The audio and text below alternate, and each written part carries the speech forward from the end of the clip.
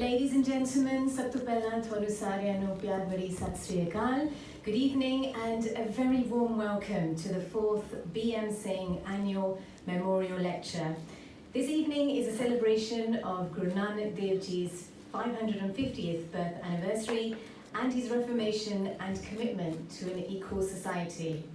My name is Susie Mann and I'm greatly honoured to host this historic lecture, which is curated and managed by your Pothohar Association UK on behalf of Mr. BM Singh's family.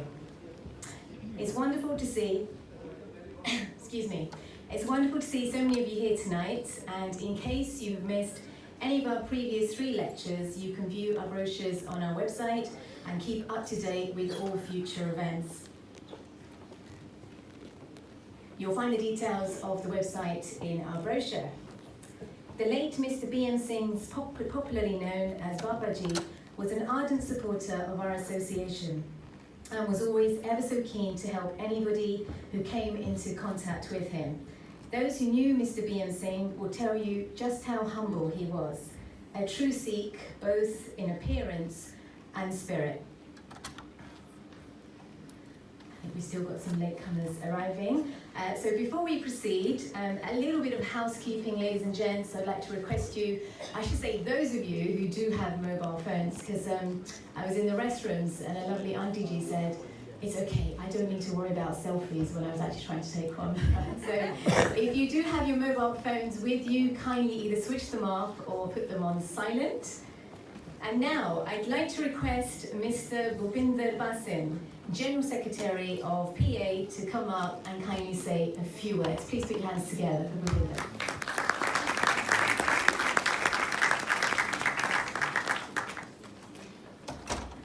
Honoured guests, ladies and gentlemen, Sat Sri Akal, good evening.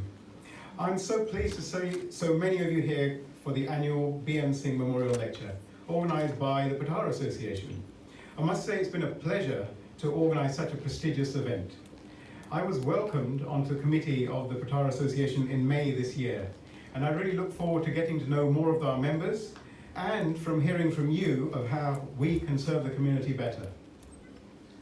Today's lecture will focus our minds on the 550th birth anniversary of Guru Nanak Dev Ji.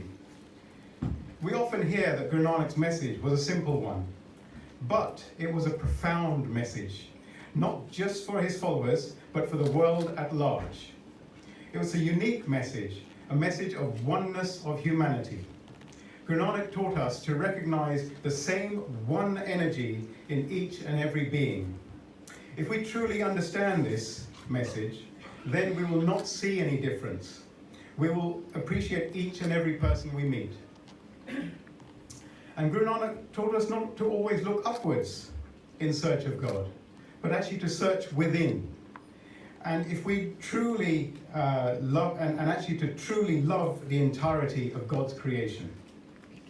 On behalf of the Pothohar Association, I'd like to wish you all a very, very happy Gurpurab and also a very happy Diwali, Bandi Chor. Thank you so much.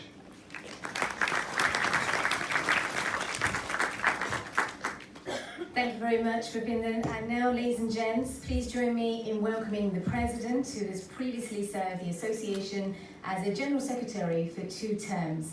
Please welcome President Mr. Janjal Singh Chowdhury.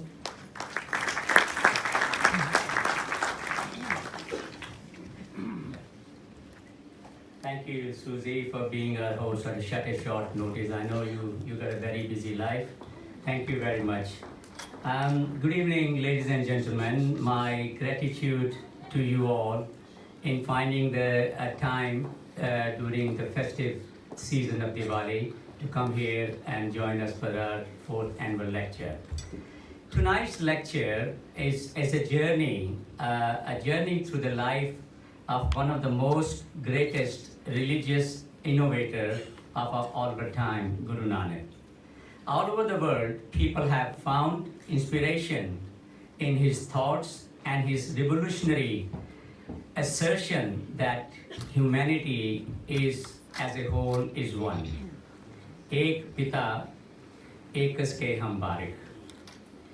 In single stroke, with this assertion, with this line I just quoted, he said, I'm not bound by Manu Mati, Manu Sanskriti, or the caste system which was prevailing at that time. He knew that if the society is made to believe in inclusiveness of human race, then there will be a harmony, community harmony, cohesion, and tranquility. This was his firm belief, and in today's extension, we can say, if there is a tranquility and equality, you can extend it to higher GDP and feel-good factor. Reflecting on the 15th century, we find that society was neither a fair nor equal society. The widows were made to perform the practice of sati. The untouchables were not allowed to worship. If by chance by accident they hear the word of God, the lead would be poured into their ear. Women didn't have equality. Infanticide, which means killing the girls at very age. But Guru Nanak was not, declared that I don't believe in this, and this system must change. He empowered his people and said, you don't have to leave your home and family and go to the forest and remote places in search of God. He said, Kar mein sab kuch bahar nahi. You can worship him whilst doing your worldly chores at home. Thus rejecting the celibacy and sannyas are leaving family and children and wander off in the forest. He invoked the spirit of social responsibility, and I quote,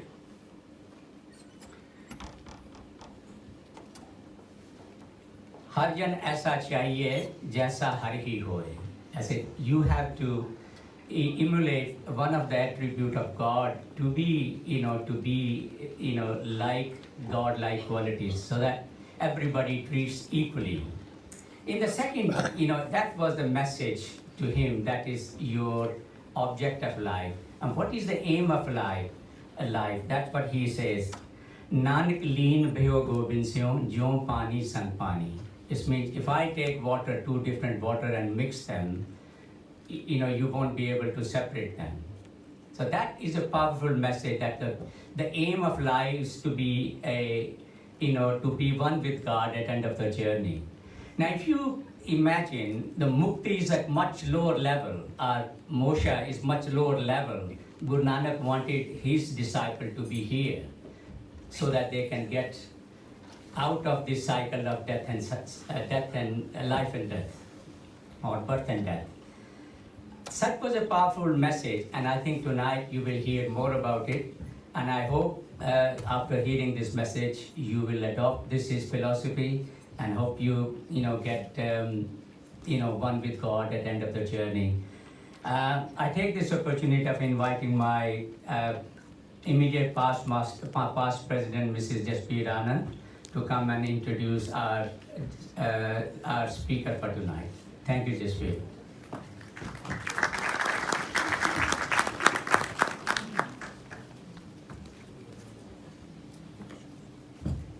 Thank you, Mr. President.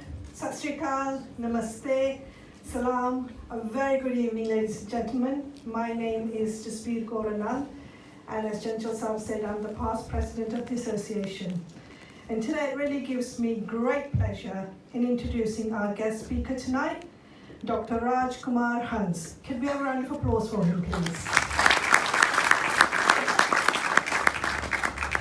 Dr. Hans has been teaching at a university in Baroda since 1978, and during his academic career of teaching and research, Professor Hans has travelled extensively in India and abroad, including fellowships at universities in France, Germany, Denmark, UK, Canada, and the US. And for the last 15 years, he's been focusing his research in the field of history, of literacy, creativity of Punjabi Dalits, and has highlighted their plight and their success stories.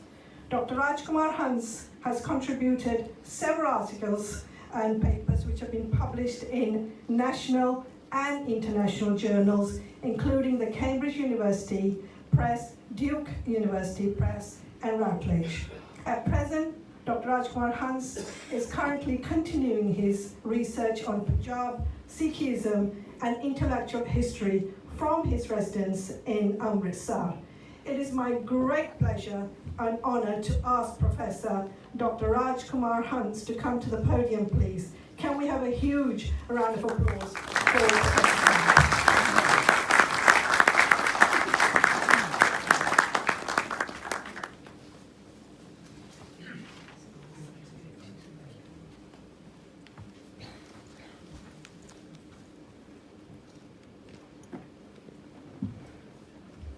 Waheguru ji का खालसा वाहिगुरु जी की फतेह।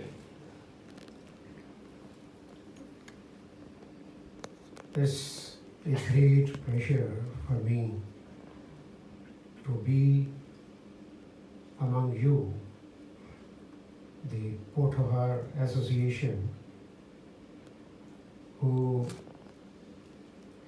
has done commendable job in joining hands in commemorating, celebrating, and continuing the message of the Sikh Gurus.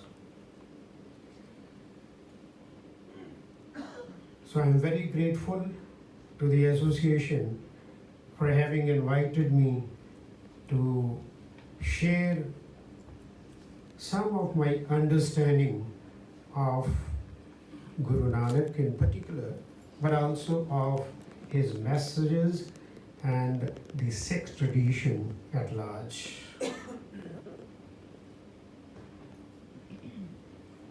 I understand this is the 4th annual lecture in the memory of great Bal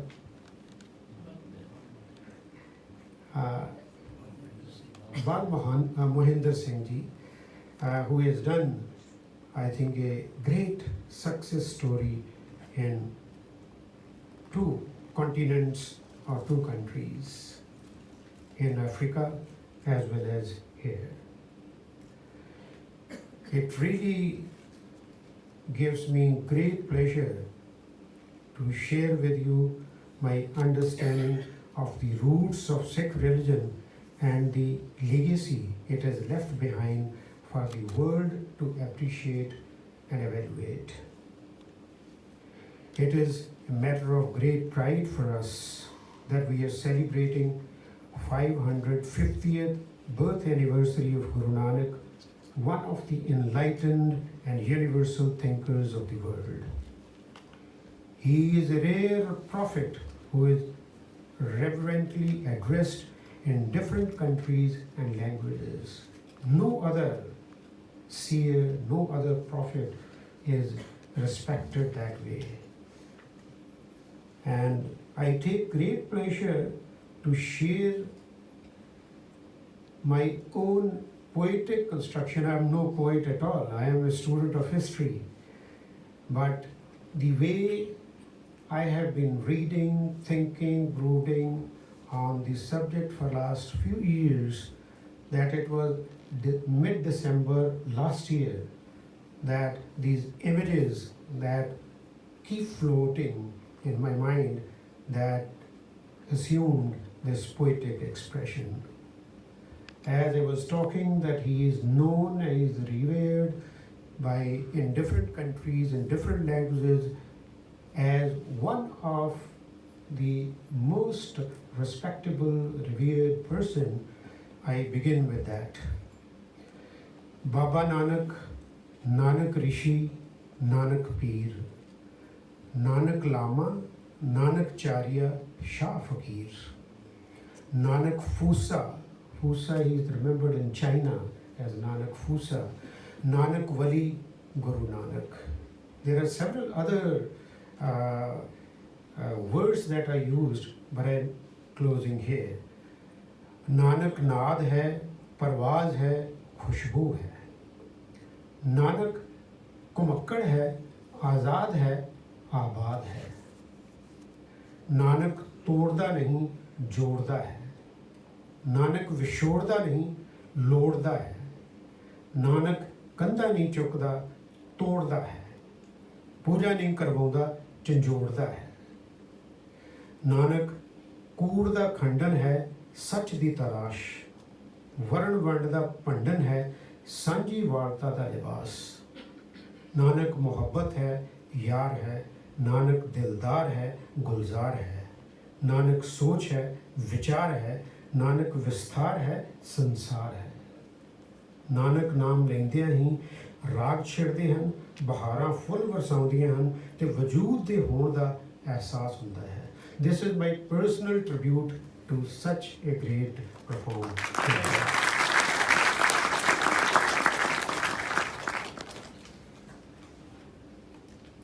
History has evolved dramatically since he preached the quintessential human attributes of love, compassion, sharing, and kindness for a society based on cooperation, equality, and justice in the world, paradoxically torn with conflicts, violence, inequality, and oppression. The question arises, how do we celebrate Guru Nanak's legacy after 5.5 centuries? In my opinion, the best way is to understand its core message and implement in our daily life. Historically, Guru Nanak stands out as one of the few extraordinary individuals who appeared as universal thinkers on global horizon in the past 3,000 years. He was a revolutionary in breaking from the contemporary two dominant religions by pronouncing the first few words after his legendary appearance from the revealed wing. Na koi Hindu, na Musliman. And once he realized, once he had his own internal opening, what is the methodology that he adopted to understand his environment, his understanding his society, the world that he witnessed to? If he challenged and rejected his Hindu heritage, he did it completely.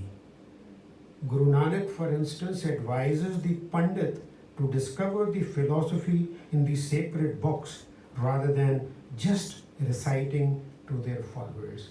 And that equally applies to the Sikhi today as well. What he says, Pandit vache pothiyan na buje vichar, anko mati de chale maya ka vichar, maya ka vapar, katni jhoothi jag pave, rehni sabd jusar. I'm not translating, but I only in the hope that all of us understand what is the Punjabi, the Guru Granth Sahib that I'm quoting from.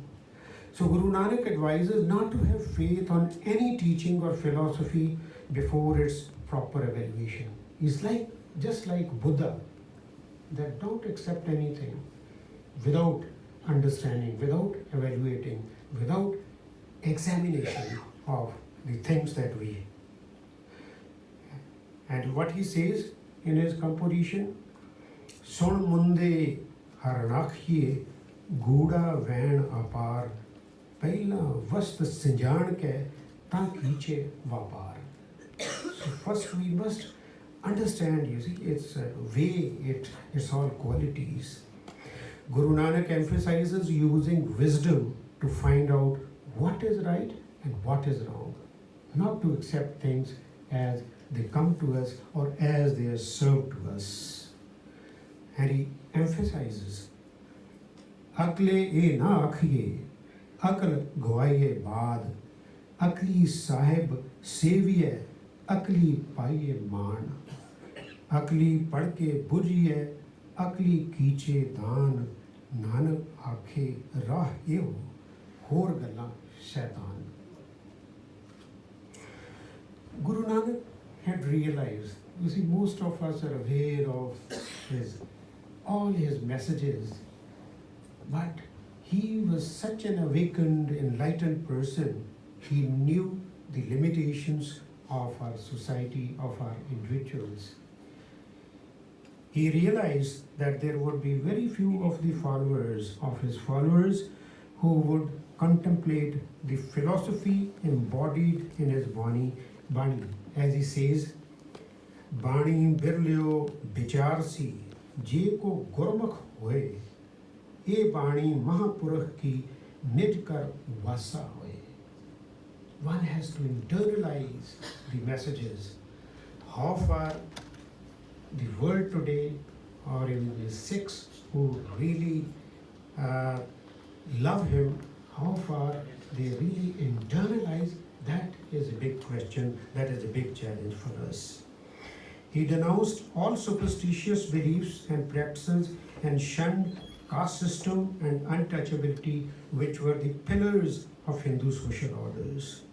Even though he revealed his understanding of the universe, social order and polity in his Bani, he mastered his learning from the existing knowledge, more so by engaging in dialogues with his contemporary seers, sons, and thinkers. He traveled extensively.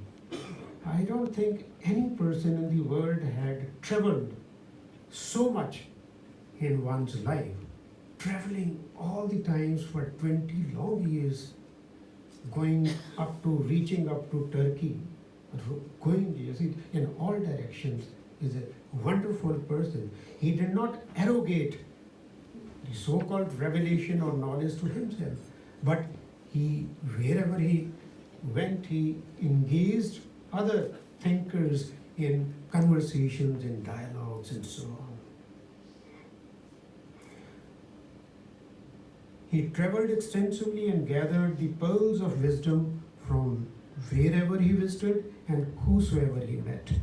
Due to multicultural experiences of the Guru, Shri Guru Granth Sahib truly embodies his pluralistic vision. He thus proved himself to be a fine archivist, leaving behind with his successors what he had collected all along. And that's why we have in Guru Granth Sahib the sacred text of Sikhs comprises the compositions of 6 of the 10 Sikh Gurus and contributions of 15 Sikh bards called Bhatts, and 15 non-Sikh Sant poets of various social, ethnic and religious backgrounds, including eminent Muslim Sufi Sheikh Farid. This makes the sacred text an inclusive and unique expression of spirituality in the history of world religions. You don't have any sacred text in the history of religions in the world. This is the only text which is so inclusive, which is so pluralistic. It's not univocal, it is multi-vocal text. The multiple authorship of Guru Granth Sahib symbolizes the democratic and pluralistic prudence of the Sikh culture. Heterogeneity as a fact of Indian life found powerfully recorded in Guru Granth Sahib.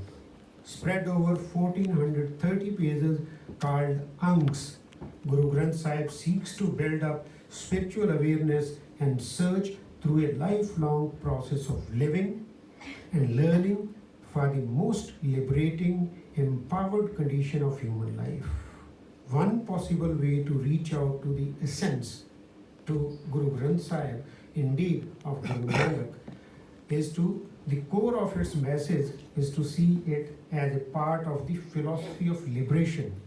He himself had liberated from all kind of shackles that he was born with, but he also sought that his followers would be liberated from all kinds of shackles that they were bound by. So Guru Nanak says that a person who considers everyone equal is the religious and Guru-willed. On the other hand, considering oneself superior to the others makes the individual narcissistic and irreligious. God does not have a caste, says Guru Nanak. What he says, Jat, Azad, Ajoni, Sabhav, na tis pao na padma. Akal Purkh is casteless, unborn, self-illuminated, illumined and free of doubt and desire. Let us try to see the position of the Sikh Gurus as far as the Brahmanical social categories of Jati and Varna are concerned. Guru Nanak, the founder of the Sikh religion, attacked the caste ideology and emphasized equality. That is the theme of our lecture today.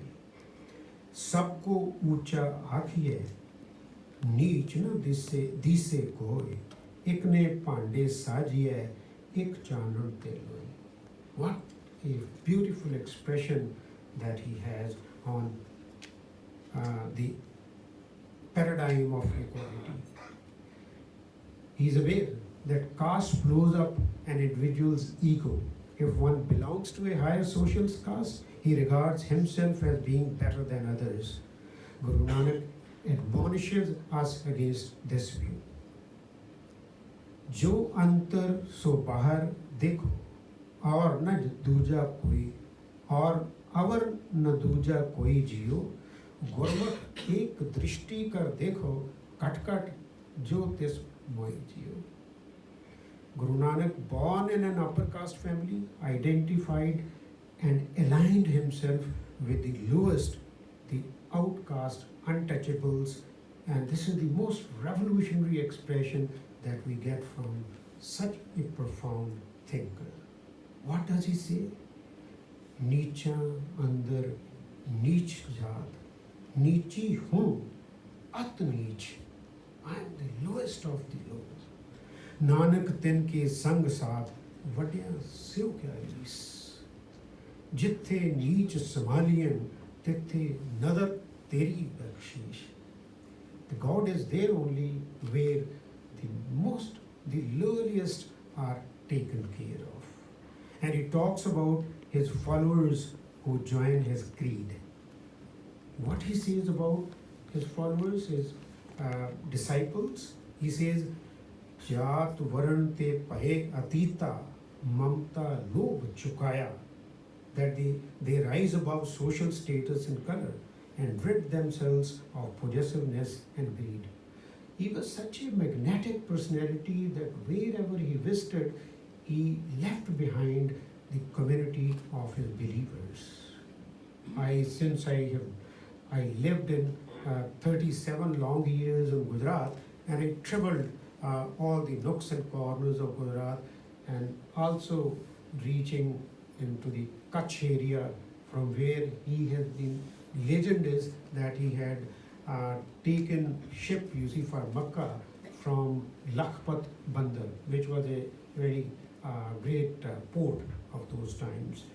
And what I could see in late mid-80s, that there was local people, the Gujaratis, who had kept the tradition alive. It is only when the army had reached there, being on the, you see, the Pakistan border, that the many Sikhs came to know that it was this place from where he had taken, you see, board, his ship for Makkah, that they came to, they took, you see, control of the Gurdwara.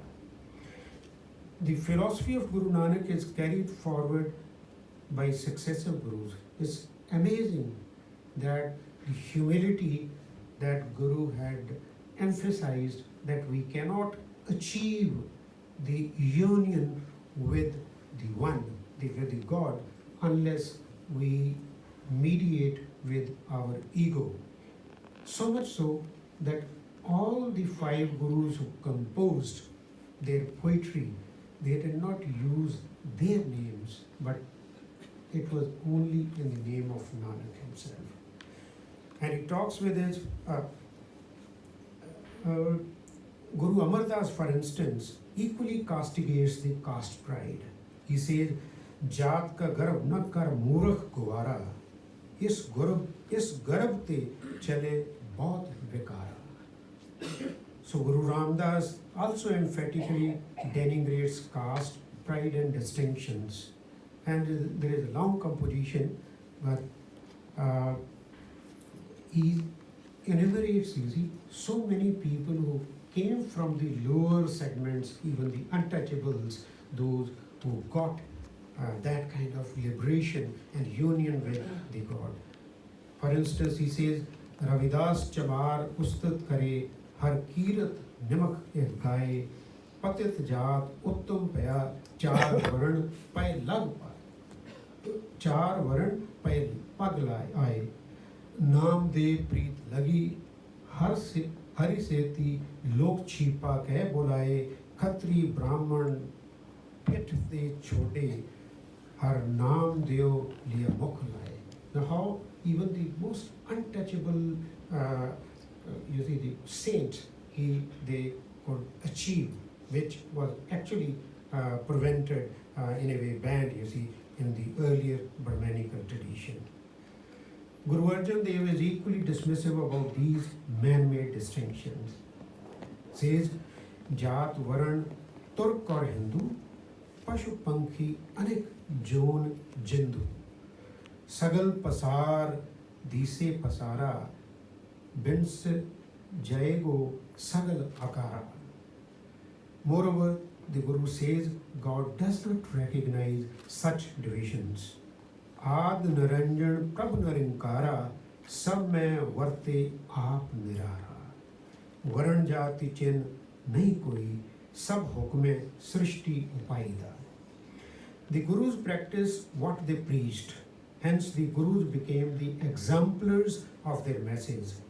Guru Nanak's lifelong companion was low-caste Muslim Mardana, as he also preferred to be with the poor lalos than with affluent pagos. Guru Nanak felt that the real cause of the misery of the people was their disunity born of caste prejudices. In order to do away with the caste differences and discords, he laid the foundation of Sangat and Pangat, a revolutionary practice initiated by Guru Nanak himself when he settled down after his long udasis at Kartarpur, about which now we hear mostly. You see how a langa, how that passage is uniting, you see, Dera Baba Nanak and Kartarpur originally, which was somehow submerged in the Ravi flood. In order to do away with the caste differences and discords, he laid the foundation of Sangat and Pangat. No special places were reserved for people of high rank or caste. The Pangat institution was paid special attention and was strengthened by Guru Amar Das, and he encouraged everyone to partake of the simple food when coming to for Sat Sangat. The orthodox Brahmins and Khatris were so alarmed by these revolutionary practices that they made complaint to the emperor. Now the complaint is lodged by Khatris and Brahmins of Lahore to Emperor Akbar, because such a charismatic Guru Nanak's personality had been that there was a fast growing community of Sikhs. So it is during the third Guru's period that it was taken, you see, very badly about by the Orthodox people. What they wrote in that representation is very important. They say Guru Amar Das of Goindwal had abandoned the religious and social customs of the Hindus and abolished the distinctions of the four castes. ਸਾਰਿਆਂ ਨੂੰ ਇੱਕ ਕਰ ਦਿੱਤਾ. He seateth all his followers in a line and causeth them to eat together from his kitchen, irrespective of caste, whether are Jats, strolling minstrels, Mohammedans, Brahmins, Khatris, shopkeepers, sweepers, barbers, washermen, fishermen, or carpenters. That's wonderful kind of expression, you see, by the people who are opposing, because you get those kind of evidence from the rivals rather than from the believers. The creation of Khalsa by Guru Gobind Singh, because that's how the this tradition, you see, the religion became so important and so powerful. So by the time we reach Guru Gobind Singh, the last Guru, the 10th master, so that in 1699 was the culmination of the radical Sikh movement initiated by Guru Nanak himself. Why it is important? The Khalsa made a clear break with the caste society. Only one of the 5 Panch Pyare belonged to a high caste, while the other 4 were members of low castes. And they came from different parts of India. They were only one was from Lahore, one who was Khatri, but all 4 other came from, one from Karnataka, another from Odisha, another from Gujarat. So that was the beauty of the spread of a message, of Guru's message, which unfortunately later on it got confined to the Punjab territory and so on. That we will address it later on. The Guru got them to partake of the Amrit from the same steel bowl by turns, as he also got the same from their hands, thereby abolishing the existing hierarchies even of Guru and Chela. There had been, our civilization had been very authoritarian in nature. But what Sikh Gurus do, they are revolutionary. They are not just preaching, but they are practicing. And the community that emerges out of that is a revolutionary community, I think with no parallel in the world history. Not only within India, it was such a revolutionary community, and the result we see. Yay! He saw to it that this creed should be well defined and not be confused with the beliefs and practices of other religions. So he gave free freedoms, Dharmanash, Karmanash, Kulnash, Shramnash, and Pramnash, all kinds of you abolish, you see, you finish, you only then you become a new person. There's a very, very revolutionary what Guru Gobind Singh had done. In the creation of Khalsa, a new man was born, a new society was set up. And the result we see how within few years after that creation, Banda Singh Bahadur created the first democratic revolution in the world. Not many historians, not many people understand and appreciate that this was the most liberating movement led by Banda Bahadur, though it was a short-lived, but he had abolished zimedaris and okay, I'll come to it. There are 3 revolutionary movements, what I have just tried to, in a quick succession of, you see, movements, I tried to state that there are 3 revolutionary movements during Guru's period, as far as abolition of caste discrimination and establishing an egalitarian society, that is society that is with equality is concerned. The first is in Guru Nanak's most radical composition, which I have already explained, Nicha Andar Neech Jati, where he decasts himself by completely merging with the lowest caste. Second is an appeal of Khatris and Brahmins of Lahore to Emperor Akbar against Guru Amar Das, who had abolished the caste differences. The third is the Khalsa of Guru Gobind Singh, who merged all castes into one by giving new identity of Singhs. By the way, in those days, no one except Kshatriya Rajputs could dare use the surname of Singh. But Guru Gobind Singh, he revolutionized, let's say, whether one belonged to the lowest category or whatever, whosoever would take Amrit and become Khalsa was the lion or lioness. No wonder it led to the fourth revolution of the Sikhs within a short time, namely Banda Bahadur's Sikh victories over the mighty Mughals. Not many people appreciate the fact that it was the first democratic revolution in the world. It was brought about by the poor, disadvantaged peasants and workers as landlordism came to be abolished during the short-lived Sikh revolution.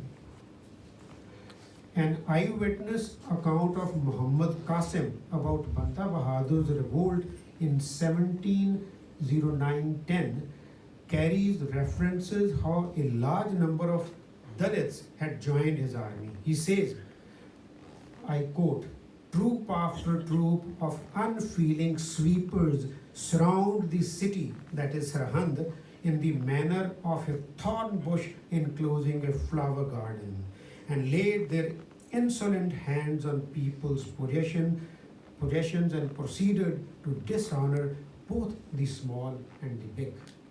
But the government that came to be established, which lasted for 6 years, was the most democratic government that the world had known so far. Another revolutionary change the Gurus introduced was throwing open the doors of literacy to all interested. Whosoever became Sikh was free to read, write, and have access to that expression. Reading and writing was picked up by Shudras and untouchables. There are said to be a dozen poets from untouchable castes in Guru Gobind Singh's court. I did mention, I skipped over Bhai Jaita. All of you are aware, who had taken the speared head of Guru Tegh Bahadur from Chandni Chowk and taken to Kiratpur or Anandpur Sahib in those very, very dangerous times. He had composed a poem called Shri Guru Katha around Guru Gobind Singh's life. That is the first creative expression, and there's a beautiful long, is an epical poem. It's not very long, but it is around 36 pages. I have written it, I have analyzed it.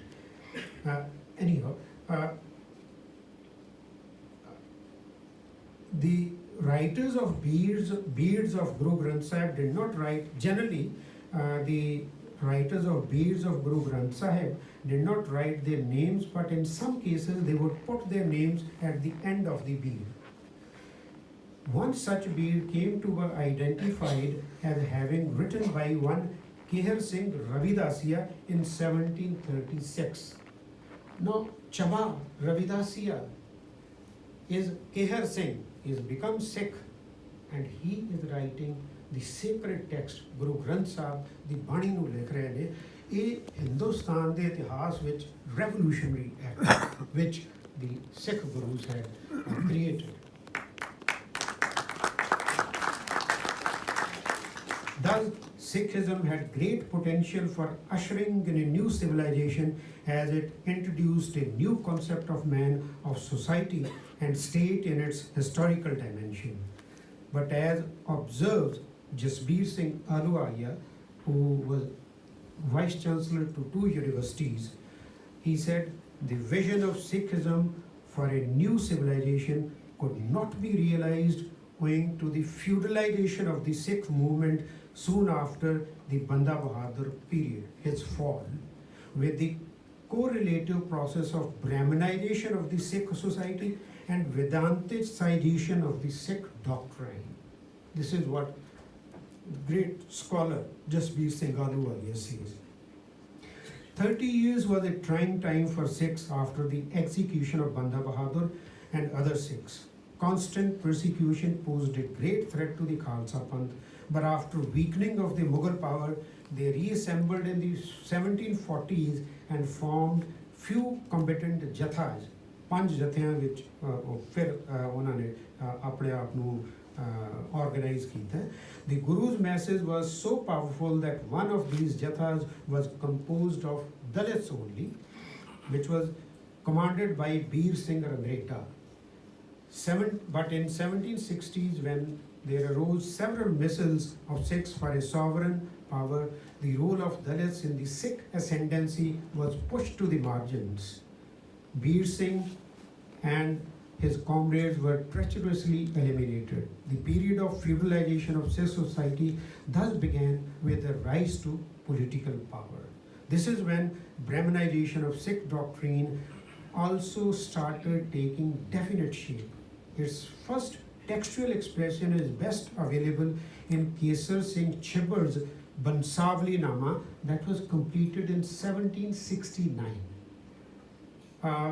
Chibber belonged to a Brahmin family of Jammu. He attributes the Guru Gobind Singh's power and success to the worship of the goddess Devi the sadhana which, and gives more importance to Brahmins in his account of the Sikh Gurus. So even Professor G.S. Grewal, the greatest historian of Sikhs and say Punjab, he is highly critical in his response to Chibber's work and calls it Brahmanizing the tradition. He concludes his analysis, I quote, whether consciously or unconsciously, Kesar Singh Chibber makes a consistent and an earnest attempt at Brahmanizing the Khalsa tradition. So, degeneration of ideas, it set in. I think it has set in with every revolutionary idea when you have the organized, especially religion, if it takes shape. Henry Steinbeck, a European soldier in Ranjit Singh's army, made an astute observation about a definite change. I quote, the assumption of irresponsible power by Ranjit Singh destroyed in some degree the potency of the Khalsa. Because every political power would like to curb, you see, any centers of resistance. And that's what was done. And it's very, by a contemporary who is a very keen observer that he is saying. That Hindu practices were fast creeping into Sikh culture during Ranjit Singh's time was also observed by another European traveller in 1836. Ranjit Singh died in 1839. It was Baron Charles Hugel who noted that, I quote, like every other religion grounded in Daism, the faith of the Sikhs is already deteriorated. Image worship and distinctions of castes are gradually taking place of the precepts enjoined by their original institutions, unquote. Darbar Sahib, the golden temple at Amritsar, had assumed such an importance in the religious and political life of the Punjab that Ranjit Singh abolished the system of collective management and arrogated to himself the right to appoint a temple manager. This precedent was used by the subsequent rulers, that is British, of Punjab.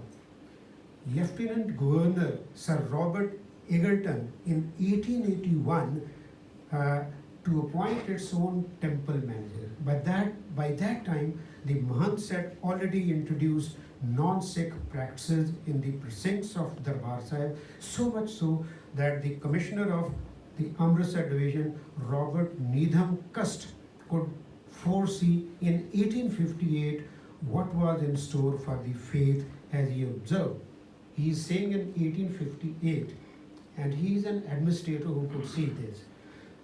I quote, unsupported by the state, plundered by its own guardians, in due course of time, the temple will fall to ruins.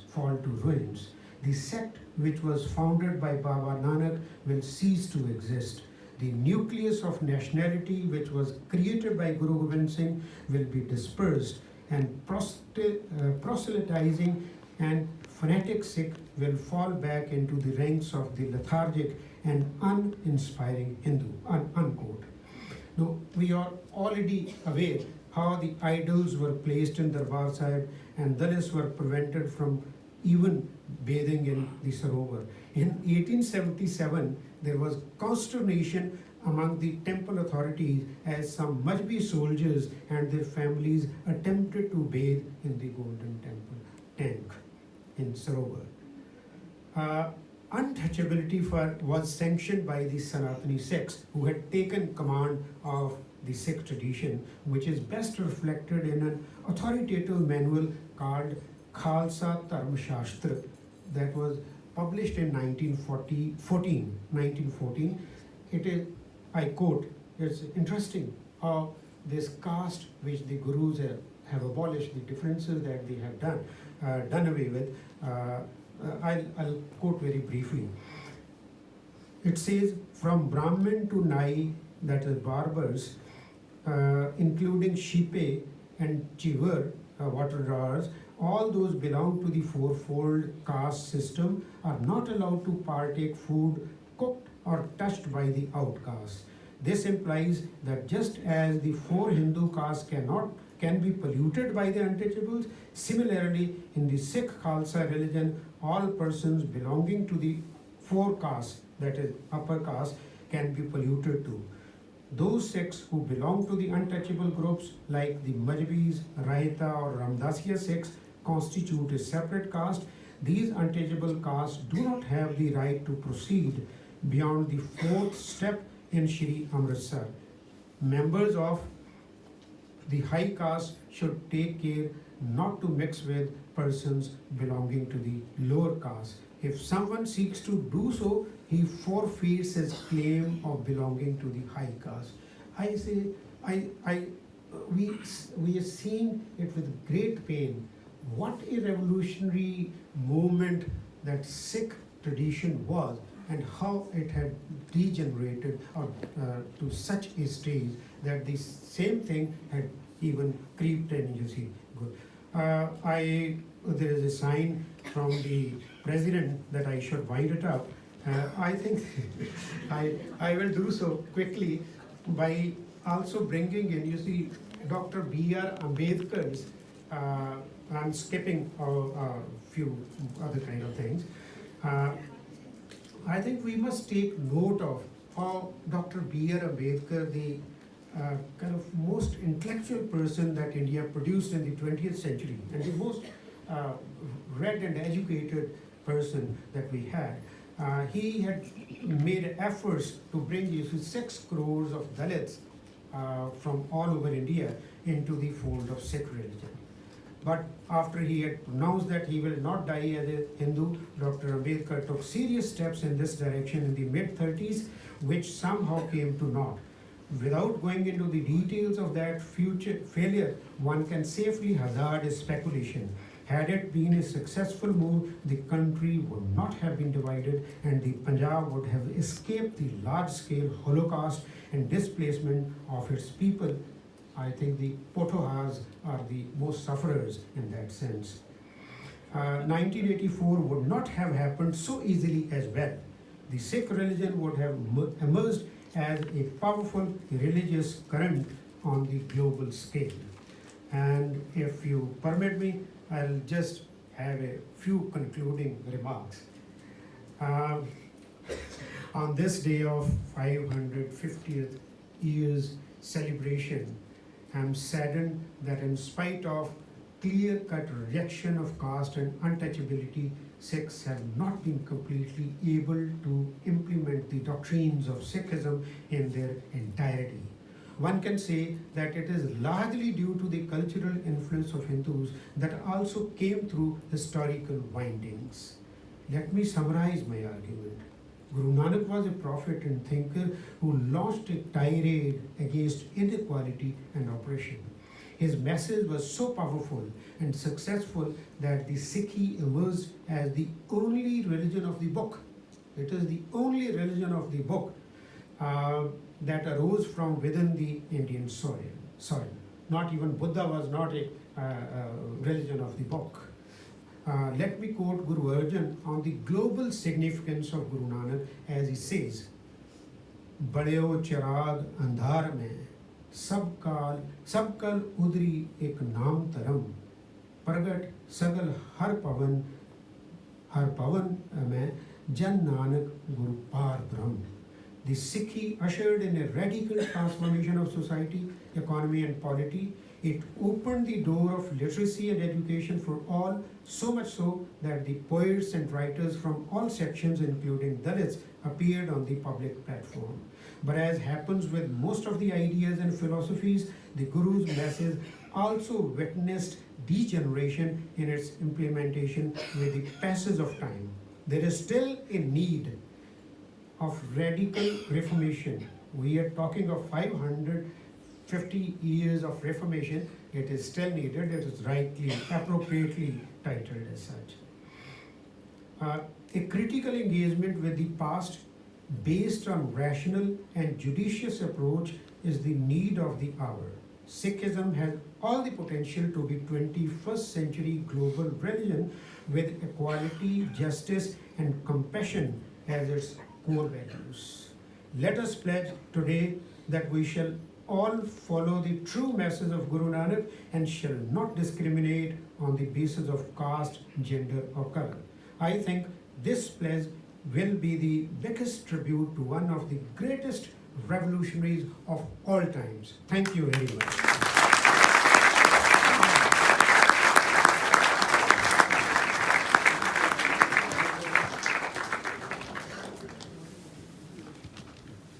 Thank you very much to Professor Hans. And Professor Hans, we don't want you to wind it up just yet. We'd like to keep you on stage. If you could please take a seat here, it'd be great.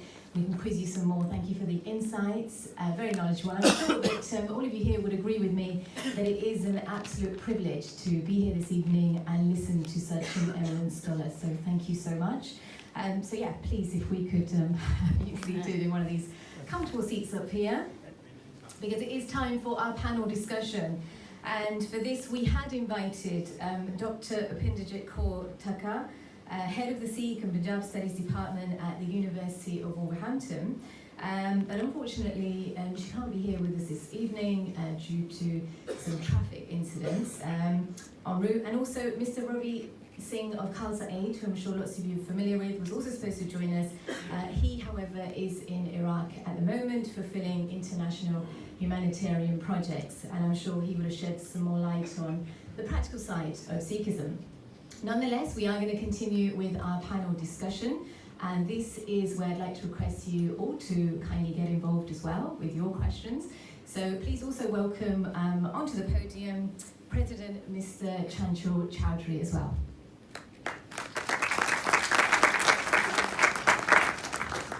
Sorry, this mic keeps tipping in and out. We will also have some microphones doing the rounds, so if you would like to put any questions forward, then please do raise your hand in the air. Thank you so much. Well, obviously, sorry. It's on. I think you all agree it was a wonderful lecture, insight into the philosophy of Guru Nanak. I'm sitting in for Dr. Upinderjit Kaur, who couldn't be with us. As Susie told you, that her train got cancelled, and we had a crew from 6 Channel as well on that train. So sadly, you'll have to live with me. Professor Hans, you mentioned philosophy of liberation. How do you think is being practiced by Sikhs nowadays, the philosophy of liberation, your powerful message, the core message? Yes, that's a great challenge. What I have already pointed out in my presentation, that it's not a small thing to fight using this millennial kind of attitudes and mentalities that we all have imbibed by that great tradition of it is over 2000 years old. So surely this is a philosophy of liberation. What the Gurus, how they really talk, how they thought about it, how they analyzed the society, and how they got ways to get out of that. And that's what I think what I was trying to demonstrate that how practically it was not just a kind of, you see, a message in preaching only, but practically doing it. I would hazard some kind of questioning that has been done, that if gurus were so insistent on abolishing the caste, which they were, that's my understanding. The question quite often has been raised that why they did not marry beyond their own caste communities, why all the gurus had to marry only the Khatri women.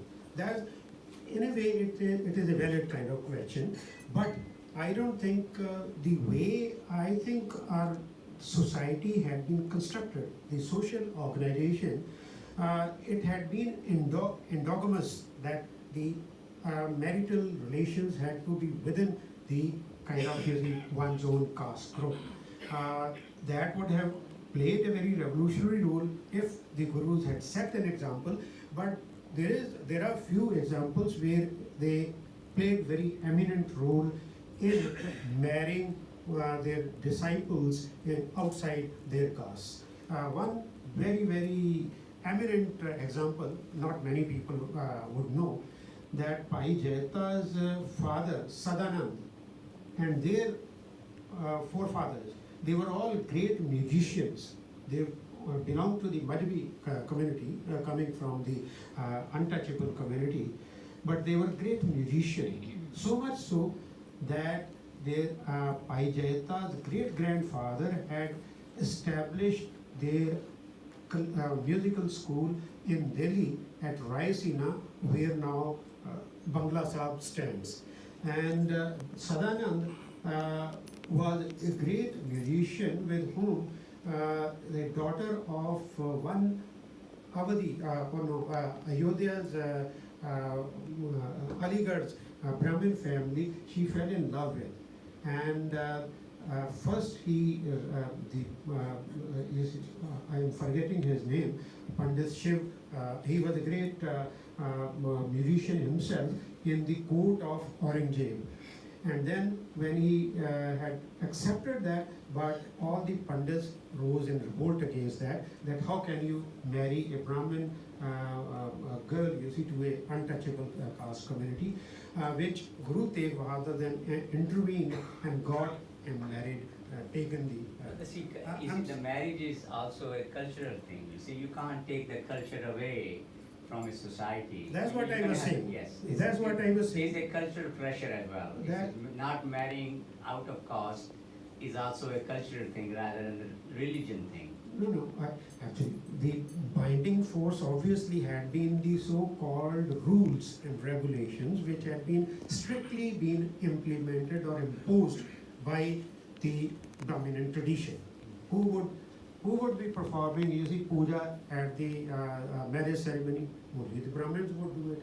And they will force it, you see, that you cannot marry outside your... for instance, I have gone beyond, and there are so many people who have married outside their kind of ethnic backgrounds, their caste or religion. That is altogether, we are talking of the 20th century. I'm saying gurus in Sikhi, this would have been an easy course to, I think, to shun the endogamous kind of practices, going beyond. But I think that's again a challenge which the Sikhs must now implement themselves, open it to, you see, why to restrict the young people from choosing their own mates. That's what we have been training, you see, our children how to take care of, not to marry beyond these boundaries. Gurus were beyond boundaries. They demolished all the boundaries. But yet... But at the same time, we do still have the caste-based gurdwaras here. You have an Ramdasia's gurdwara, another gurdwara. What do you think we Sikh have to do in this special 550 years to say to them, look, you know, you got to come to the main fold rather than having your own gurdwara? Right. See, that is, I think that is its biggest betrayal. You see, let's see this question when do the gurdwaras based on caste become a reality? They are not more than 100 years old. And I have already stated a kind of historical process by which caste distinction, casteism, and untouchability creeped in the Sikh folds. And that is a long history of 19th century. You have this kind of, you see, strong boundaries have been created. So it is only when the lower castes were not allowed to enter the gurdwaras. I have given the example of 1877, forgetting about the local village gurdwaras, I'm saying Darbar Sahib, which was never close to anyone, but it created, you see, those kind of barriers in the 19th century itself. Now the first kind of caste-based gurdwaras started appearing on the scene in 1920s. And in the 1920s, we also are aware that how a movement, powerful movement was launched to liberate gurdwaras from the strangleholds of the mahants themselves. So that... In the 18th century, when we're looking at Jassa Singh Ahluwalia, Yeah. right? So he united all the missiles together. So there was no real caste-based system then. And all of a sudden, when we come to 19th century, we have a problem. No, it is not all of a sudden. I'm saying it begins in the 18th century in a slower way. Because the... But it wasn't obvious at that time. No, it was not obvious. So much so it was not obvious. I would strengthen, reinforce what you're saying, that in Harmandir Sahib, for instance, there were so many bungas. They were on their names of missiles, different missiles, they had their bungas. And in 1826, at the height of, you see, Ranjit Singh's rule, Majbis also built their bungas in 1826, I'm saying. For the sake of, just people who don't I'm saying, understand Bungas, Majbi can you just explain to them, please? Majbi Singhs are those who are considered sweepers and so on, those who worked as Safai Karmcharis, especially in the villages, those who worked with, in the fields and in the jerseys, doing their cleanly works and so on. They were, because that is what I'm saying, strength of the Guru's tradition, Guru's revolution, that it lasted longer while the degeneration was also setting in. In 1826, I'm saying that is when the degeneration had already crept in very forcefully. But in 1826 in Harmandir Sahib, Guru Majbi and the Bunga also emerged in. It's a contradictory because you cannot understand, you see, one tradition taking out, that takes time out, as Sikh movement also slowly built up. It is only when the third Guru's time, when there is a strength that this movement was gaining, that a complaint was lodged with the emperor of the country. So that's not a small thing. It so happened that if casteism was coming back in Sikhism, so at the same time, the older kind of Guru's message was so strong that in 1826, in Malviya's Bunga also appeared in the Darbar Sahib complex. So that's what is happening. I think Sikh community as a whole is indebted to low caste people, especially after the second genocide of Sikhs, where Sikhs were almost, becoming extinct. If it wasn't for you're talking of Kaluka. Okay. So I give, but just okay. Let's come to the peace period now. When we're talking about Guru Nanak started the religion, it's a peaceful religion. Started with the Rabab. Over the period, we got it militarized. Militarized. Yeah. But how do we? That is, the military version was really a historical version. Yes. Right? But in Guru Granth Sahib teaching is all peace and to be one with God. Yeah, it's how you live and you with complete empowering, Dalit, empowering women and everybody. Right. Now, how do we bring our youth to say your prime, objective is Guru Granth Sahib. Hmm. Militarism is a secondary issue. Yes, in needs of crisis, you can use your weapon. But I think somewhere I like to see an answer. How do we get our youth to say, look, Yeah. this started with a humble rabab. Right. It's humble. True Yeah. enough. Yeah. But look, you see, the problem is with not how you act, but how you react to what is being acted upon you. You see, Guru Arjan Sahib was martyred. ਉਹਨਾਂ ਨੂੰ ਸ਼ਹੀਦ ਕਰ ਦਿੱਤਾ ਗਿਆ. ਕਿਉਂ ਕੀਤਾ ਗਿਆ? Because Jahangir has already written in his autobiography that look, you see, ਇਹਨੇ ਆਪਣੀ movement ਖੜੀ ਕਰ ਲਈ ਹੈ ਰਾਵੀ ਨਦੀ ਦੇ ਕਿਨਾਰੇ, and then he has to be got rid of.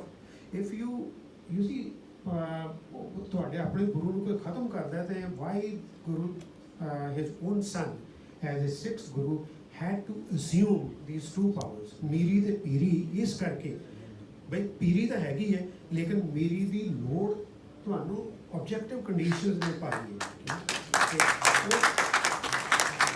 Not that you want it.